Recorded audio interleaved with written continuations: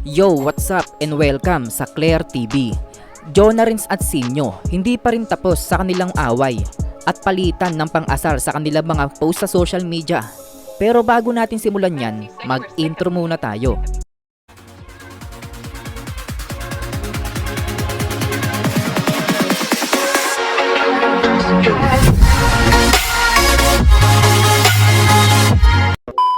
Sa nilabas nga nating bagong video ay tinalakay natin ang mga sinasabi ni Sinyo na hindi nga daw siya interesado sa battle of YouTuber at hindi nga daw siya papayag na siya pa ang mismong pupunta sa platform ni Jonah para lang makabattle.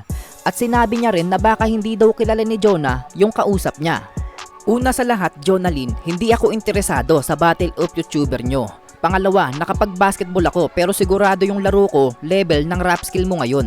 Ngayon sasabihin mo wala kang alam sa battle? Pagdating sa rap hindi ka marunong pero kung makapagbitaw ka ng salita sa hip hop akala mo pundasyon ka.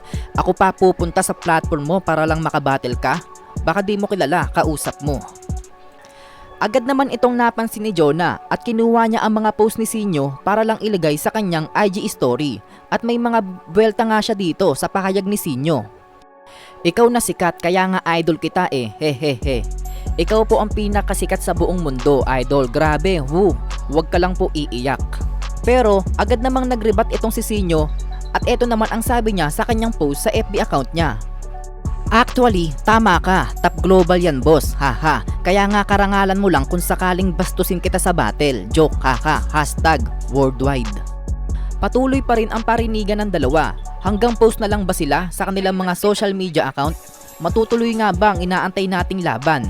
Kung kayo ang tatanungin, ano ang mas gusto nyong laban?